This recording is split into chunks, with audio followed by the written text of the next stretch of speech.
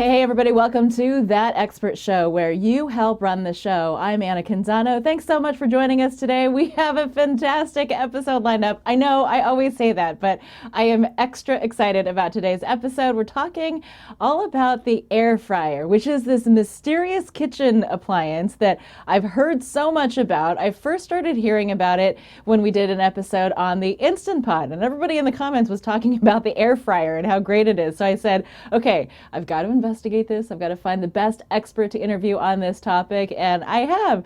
So the expert that we're talking to today graduated from the New England Culinary Institute and then went on to hone her skills at 2 Michelin-rated restaurants in France. She spent 17 years on QVC teaching people how to cook and equip their kitchens, and now she teaches live cooking classes on her own Facebook page. She's the author of 8 cookbooks that have sold more than 1 million copies worldwide, and she joins us live now from Gladwin, Pennsylvania. Joining us live is the Blue Jean chef, Meredith Laurence. Meredith, thank you so much for being with us. Oh, no, my pleasure. I mean, anytime I get a chance to talk about air frying, it's a good day for me. I'm amazed at this appliance just based on the feedback that we've gotten from people who are talking about their experience in cooking with it and how you can essentially make restaurant style food, which generally isn't very healthy for you, at home and eat it in a healthier way. Is that the basic premise of the air fryer? Absolutely. The thing I love about the air fryer is that it actually uses technology from cooking that's been around forever, right? It's convection technology, and people have convection ovens in their kitchens, which means that you're heating air and then you're blowing it around with a fan, creates more energy, gets things browner faster, crispier faster, but keeps them moist inside. But when you have it in a big oven, it's a very different situation than when you have it in a small compact unit like this. So it uses smart, tested technology in a new format. To me, that's perfect. We have a lot of people who want to know more about the air fryer. Certainly a lot of people talked about their experience in cooking like tater tots and fries and whatnot. But there's a lot of people who simply don't know what it is. And for example, Evan on Instagram wanted to know, what is the difference between an air fryer and a convection oven? Okay, so here's the thing. We know convection means that you're going to heat that air with an element, just like your regular oven, and then you blow it around. So a convection oven has an element and then a fan at the back that blows it around. But when it's a big rectangle, that air is not moving so effectively, right? So when you put it into a compact cylinder, the air moves more naturally like a cyclone. And then on the inside of the air fryer basket here, you have a perforated basket at the bottom. So what that means is your food goes in there, and this basket allows the air to completely cycle through everywhere. So the air completely surrounds the food. That's what gives it that great exposure to that air, that hot air, that great energy, giving it more better browning all over. So very similar to a convection oven, same technology, just a different configuration. That basket also kind of replicates a deep fryer basket. So if you're doing things like tater tots or fries, you can shake them around, you can get your line cook mojo on and pretend that you're working the line. I can see myself doing that in the kitchen. Oh, it's fun. I haven't actually purchased one of these things, but I think this is going to be the episode that inspires me to do it. I know it will. I know it will. So then the question becomes, obviously when you're trying to cook fries and tots and those kind of things at home, you generally use a lot of oil to do that. But with an air fryer, are you just using like a spritzer for the oil, or what's the best way to distribute I'm glad you asked that, because people do have some confusion about that. Because if you were to make French fries or tater tots at home, you'd heat about 2 quarts, maybe even 3 quarts of oil, right? And that's always a bit scary because, you don't want to tip it over. You're heating oil. You have to buy the oil, heat the oil, then you have to cool the oil, clean the oil, strain the oil, store the oil, or dispose of it. Right. Pain in the neck. So instead, with this, you spray the food. Some people think you actually put oil in here. You don't put oil in here. You spray the food with a little bit of oil. And what I use is just a spritz bottle like this. This, if you're really trying to control how much oil you use, every time you use this, it's a 1/4 teaspoon. So to be perfectly honest, the most oil I've ever sprayed on food when I'm using the air fryer is a tablespoon. Wow. And that's like a lot. That's Like officially, usually I do 1 to 2 teaspoons maybe yeah. when I'm spraying it. But if you get a spray bottle, you distribute that oil really evenly, and that's all you need. And so do you use, what kind of oils would you recommend? Because there are obviously certain oils that are better for high Right. temperature cooking than others. Yeah, so there are some oils that are great for high temperature cooking, like grapeseed oil is really great for high temperature cooking, but it's not inexpensive. So that feels a bit luxurious to go and spray that on. Honestly, the air fryers get to about 400 degrees. So, vegetable oil is fine. I use olive oil when I want the flavor of olive oil. You don't need to go for that extra virgin olive oil, which is more expensive. You can just use a regular olive oil when you're cooking with it. But those are fine. I mean, you can use canola oil as well. Canola, things like flaxseed, avocado oil, grapeseed oil, they're more expensive. So I tend to just go with the vegetable or olive oil. Okay. I appreciate the budget consciousness of your advice as well. Nancy on Facebook wanted to know, how can one use the air fryer when trying to lose a few pounds, i.e. chicken, fish, and veggies? Oh, well, let me tell you, for one thing, I'm going to start right there with the fish, because fish is amazing in the air fryer. The rule of thumb with fish is that for every inch thick that the fish is, it's 10 minutes at 400 degrees, right? So you can put fish in here. You can put it on parchment if you want, but I have no problem. I put a little bit of oil in the bottom of the fish just so that it doesn't stick. Put it in here, press the 400 degree setting, 10 minutes, and the fish is beautiful. And I'll tell you why. Because it's, again, in this compact space, it cooks quickly. When fish cooks quickly, it doesn't have as much time to dry out. So you get nice, moist fish. And yet, because, especially salmon, which has a nice content, fat content, you get beautiful brown fillets that are gorgeous, and they flake beautifully. And the other thing that you'll find is it doesn't smell up your house the way like pan frying fish would do. Yes. It's all contained in here. There's no splatter going anywhere in your house because it's all right inside that drawer. So fish is great. Vegetables, perfect in the air fryer.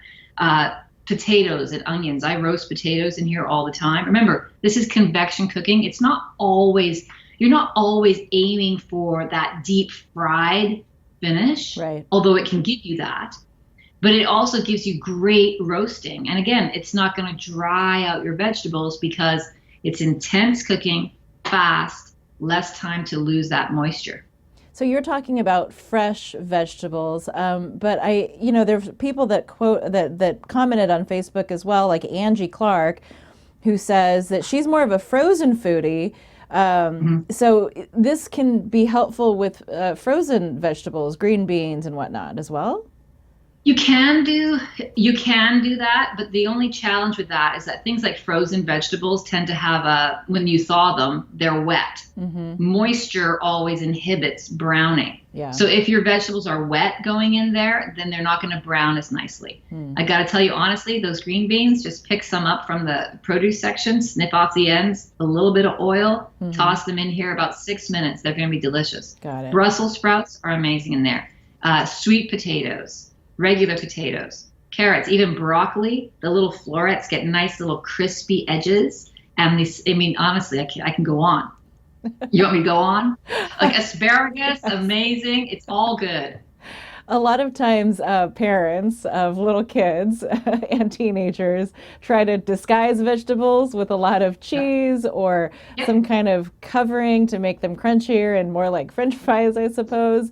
Is that something that is easily done with an air fryer? So I always tell people, when you get an air fryer home, the first thing I know you want to do, and you should do, is a bag of frozen French fries. Yes. Get yourself a bag of fries. And throw them in here. The one tip I'll give you is don't overfill that basket. Make sure you fill it no more than half full because you need to have some room to toss it around. Right. Spritz it with a little oil, put a little salt on if you want, and just cook your French fries. That's the first thing I ever did in an air fryer. First step. But the next thing you want to do is leave the fried foods behind and go for a steak. Cook a steak in the air fryer. Let me tell you, like, you might never use your grill again because a steak in the air fryer works so well, again, because it's intense heat. Yeah. So it doesn't have a lot of time to dry out.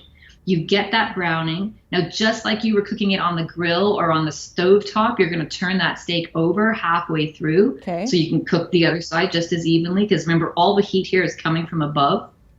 So, and then that steak, let me tell you, and then, so you've done your fries, right? They're Right. sitting over here and you're trying not to eat them. Yeah. Then you cook your steak. Yes. Then you take your steak out and you let it rest because all meat needs to rest once you've cooked it. So just 2 minutes. Okay. Meanwhile, you put your fries back in just to reheat them. Okay. And then you might get a little bit of the steak drippings on them, which is That's never bad. delicious, right? Right? And then you slice up your steak, you have your fries, your steak. That is going to be an amazing meal. And you've only used this. You haven't got splatter everywhere. You don't have a pot of deep fried oil to deal with. Like, it's a really good machine, and it does a lot more than just fried foods. But it's great at fried foods. You want to get some chicken nuggets for the kids done after school? Perfect way to do it. Much better than the microwave. Fantastic. Fantastic. Okay. Let's move on to Orion's question. He has an air fryer and he says that fries and chicken strips mostly he's used it for. Tots are good, did some shrimp, but he really wants to know about jerky. He says he's seen some recipes, but does jerky actually turn out well in an air fryer? So the thing about making jerky and dehydrating foods in general is that you want to go with a low temp. So the lowest temp this gets to is 170. So that's good. Different brands will have different temperature settings. The only challenge with doing jerky in here is you can't do a ton at once because you can't layer jerky. That needs that air all the way around it. So you can do as much jerky as you can fit in the one layer of the basket, but you can't do a ton of it. But yeah, you can put the jerky in there. You can let it go as low as possible for as long as possible. And you can dehydrate other things as well. You know, like you can make kale chips and beet chips and apple chips. You can do all that in the air fryer as well. The only thing I'll tell you about that is you got to stick around because after, as the kale chips become chips, they start to blow around in the air fryer because they're so light. So I actually use that as a great audible cue that my chips are done. I'm standing nearby and suddenly I hear, whoosh, I'm like, oh, they're done. And I take them out. Interesting. So do most air fryers, are you just hitting the low temp and letting it go on that? Or do some air fryers have an actual dehydrator setting? Yeah, I believe the Ninja air fryer has a dehydrator setting. And if that's the case, if your air fryer has a dehydrator setting, great. Just follow their instructions and go for that. Got it. Yeah, we're not like selling one particular air fryer appliance, but as you go to shop for one, what are the things that you need to consider as you're choosing between all different makes and models and brands? So the biggest difference you're going to see out there is either you're going to get a manual air fryer or a digital air fryer. So some have controls like this, others have a dial.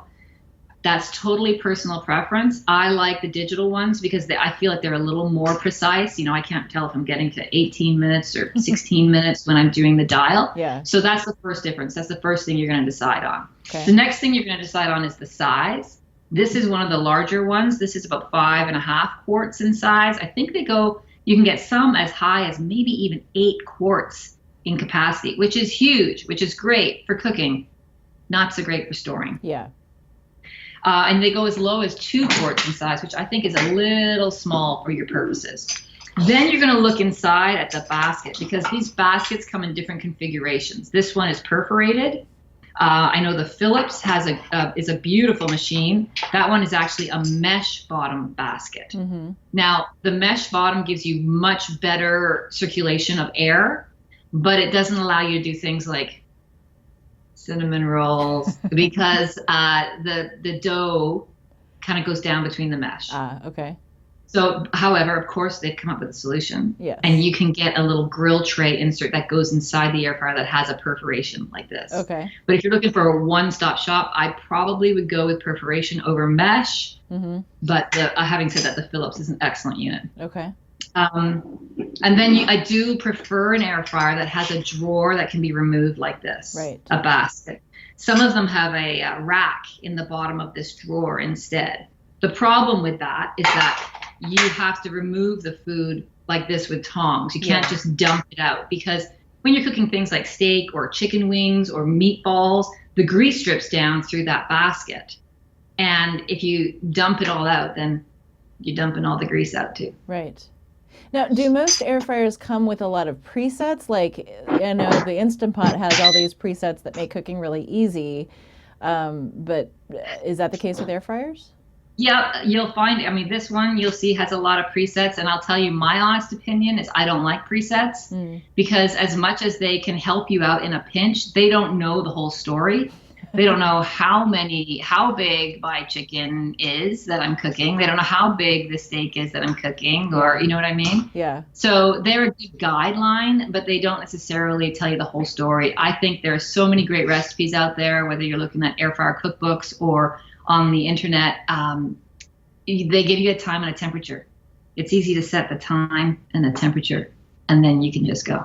Well, that's actually one of the things that Anita on Facebook mentioned. She says she has one, but she hasn't even tried hers because she feels like she needs more information on the time it takes for different food items. Are there some simple guidelines that you would offer on different food items, or are you just referring people to cookbooks and recipes? No, I'll actually tell you right out. That's the number one thing people come to my website for, which is my air fryer cooking chart.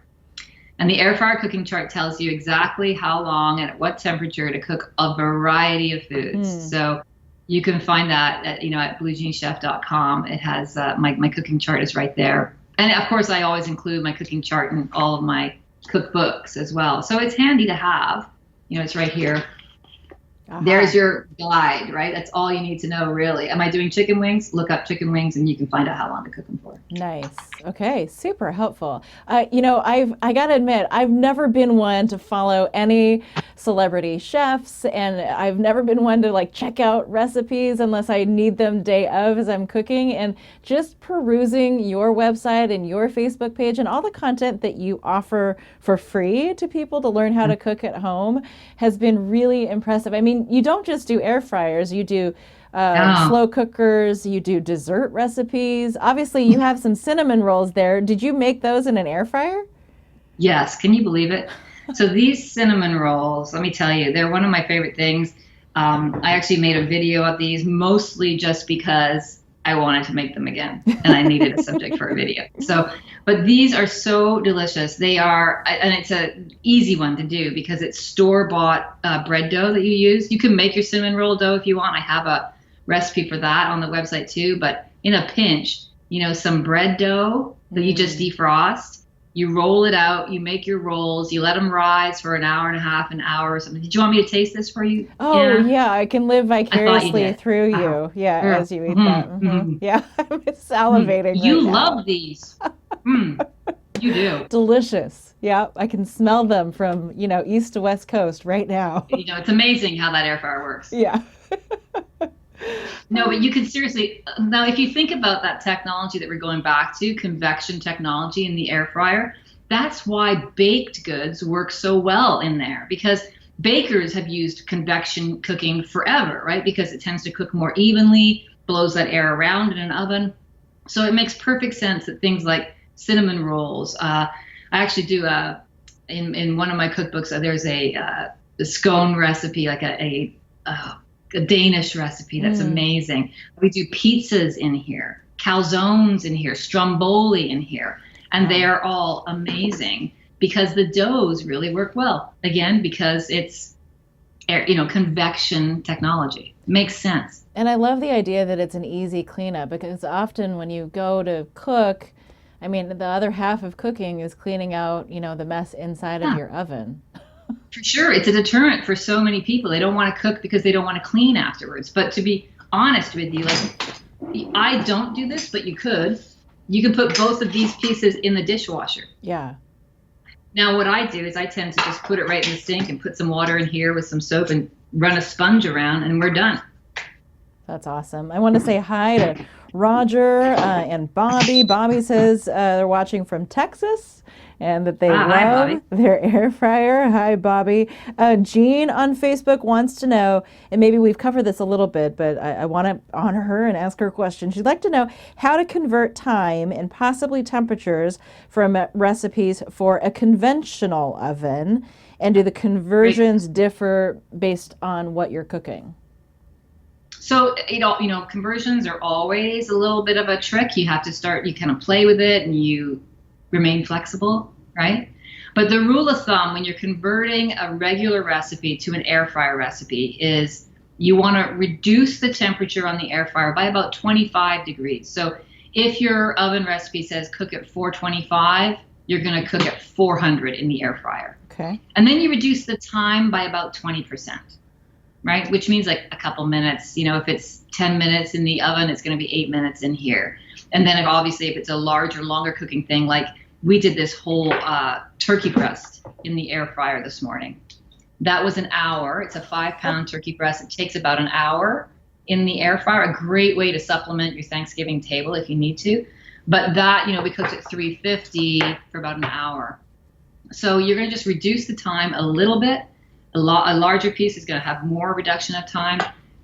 But it's really pretty simple. And just convert one recipe. Just try it once, and you'll get the hang of it. And then you'll get a sense of what am I doing.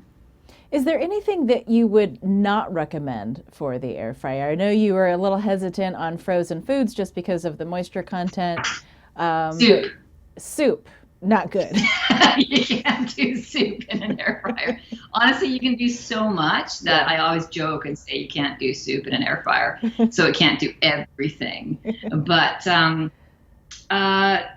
batters are a bit tricky in an air fryer because, of course, if you were doing like a tempura batter and then you would drop it in the hot oil, that hot oil encompasses it and causes it to seal around the food. Here, because we don't have that hot oil, it tends to drip off the food before it has a chance to adhere.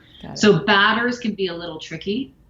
Having said that, I just finished doing a video on beer battered fish in the air fryer.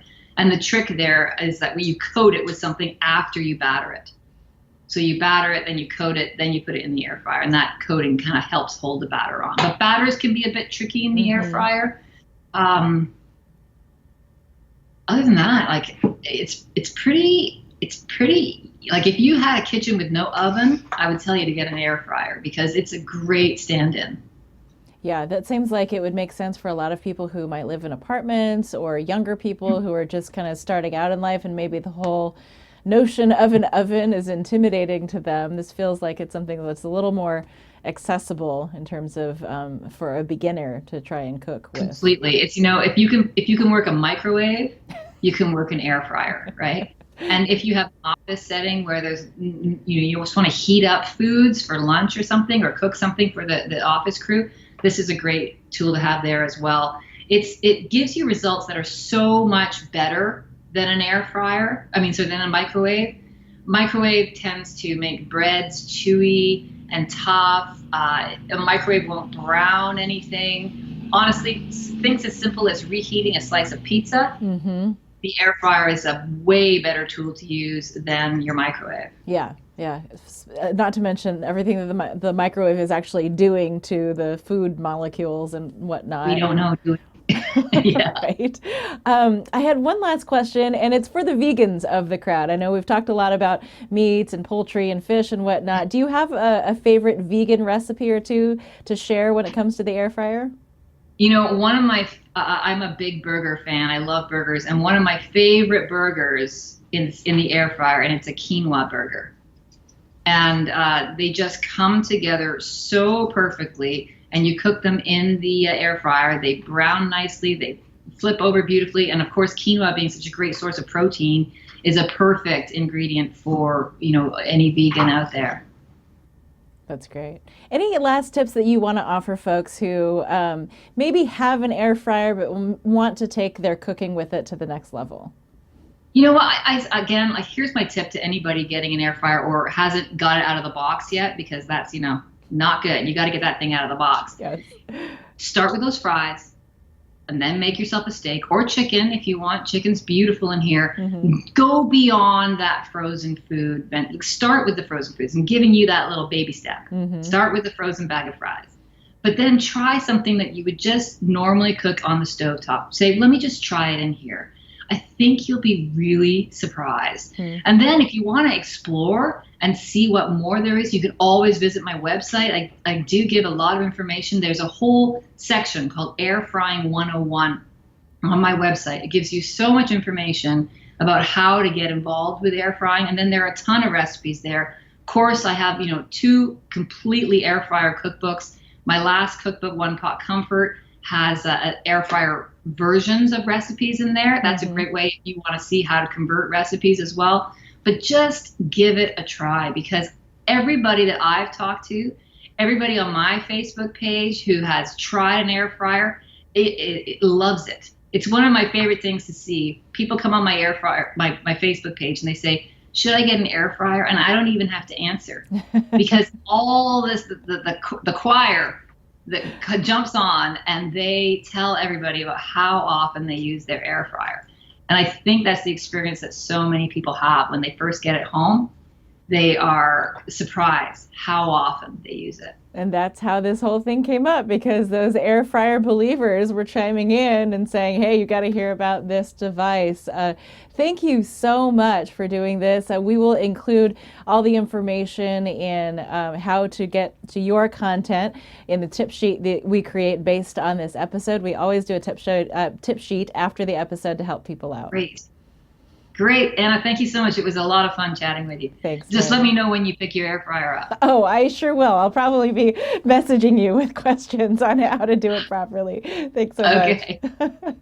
All right. And thank you for joining me for this episode of That Expert Show. If you're watching this live right now, Meredith has generously donated several of her cookbooks, which I would happily share with you. So, hey, anybody who comments on this broadcast right now, you'll be eligible to win one of those cookbooks. We're going to pick a handful of people, and you can win and improve your cooking with her expertise. So comment wherever you're watching this right now, and you'll be in to win a copy of her information. And like I said, we'll always create a tip sheet based on the episode. So we'll post that at thatexpertshow.com, as well as our various social media channels. I'm on Facebook at Anna Canzano, Twitter and Instagram at That Expert Show. You can also watch the episode after the fact on our YouTube channel. And we kick this out to you as a podcast as well. So if you haven't subscribed yet, go ahead and do that so you can have access to all the free episodes coming up. We're on Apple iTunes, Google Play, Stitcher, Spotify, TuneIn, wherever it is that you listen to audio content. Hope you got something out of this episode today. I know what's on my Christmas list now, and maybe it inspired you to do some cooking with an air fryer as well. We'll see you on the next episode of That Expert Show, where you help run the show.